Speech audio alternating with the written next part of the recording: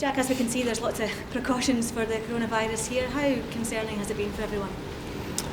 I think in these circumstances, I don't think my opinion as a football manager is that important. I think I'm just like everybody else, and I think that the expertise offered is by the people that have far more knowledge than I do, and I think the precautions that people are urged to take on the back of that advice is what we should follow. So I don't think myself or my players or my staff are doing anything different to what everybody else would be doing in other workplaces, etc. And we'll continue to follow the guidance that's given. Have you been given any indications of what might happen with games over the next few weeks? No, again, probably like everybody else, it's quite a fluid situation, and I think that it will be determined by government as opposed to anything else. I would imagine the football authorities will take their stance from the advice offered from above them, and then we will react accordingly as well. So I think at the moment we're aware that there's potential scenarios that could unfold, particularly when you look at the development in other European countries regarding football. But in all honesty, it's, for me, football's not that important at the moment. I think for us is probably to deal with the situation accordingly, and then football will take care of itself thereafter. How would you feel though if the games were to be played behind closed doors? I probably would prefer it not to be the case. That's not saying, in terms of us taking the necessary precautions, fine. But I don't think anybody that in the game would like that scenario, just simply because fans are such a huge part of football. The atmosphere that's created from supporters being in the ground, regardless of the attendance, matters. I think there is a hugely different dynamic to the game when there's no spectators in attendance. But if that's what happens, then we'll just have to deal with that. You've obviously got still a lot to play for this season. I take it you would want the season to be played to finish at some point? Yeah, I think everybody would. I think irrespective of the situation you find yourself in, there's a sporting element to it. That's why we're involved in this, and naturally you want that to be the case. However, as I said at the beginning, if it can't be because it's to the betterment of everybody's health and what we do moving forward, then I have no problem with that.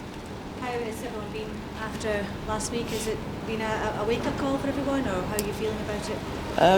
No, with the sore week in terms of results. Derby we spoke about, but then the Aberdeen game, the first hour of the game, we were good. I wouldn't accept that we weren't. I think that first hour of the game prior to sending off, we were good. The last half hour, we weren't. We didn't react well to the circumstances. So for 2/3 of a match we were good, 1/3 we weren't, and ultimately lose the game because of that period. So still a lot for us to be positive about, but we understand the importance of this game in terms of where it can take us in the league, and preparations this week have been good. Is it important that it doesn't undo all the good work that you've built up until now? I think that's always the case. I think it's very much the case in the modern football world that the highs and lows are probably even more extreme than they used to be because of the regularity and frequency that opinion is offered. So I think it's important to try and stay balanced within that and be sensible about it. And if you are a poor team going through a poor run, then recognise that and make it better. If you're a team that has done some good things or a lot of good things in recent times, then recognise that as well. So there's still a lot more positives for us at the moment, but equally we want to get back to winning games. Well, if you lose, you drop to the top half of the table. Does that provide the players with even more motivation to get a positive result? I think we not so long ago finishing in the top 6 was a target for us that was the bottom line for us to achieve, but was a little bit off. What we've done is put ourselves in a position where all of a sudden we looked as if that would happen comfortably for us. We probably didn't feel that, but I think maybe other people believed it.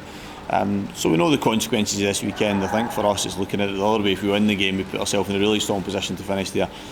So the motivation hasn't really changed because it's been there consistently for a few months now about wanting to finish minimum top 6 and then look at how high we can finish thereafter. How high do you think you can finish?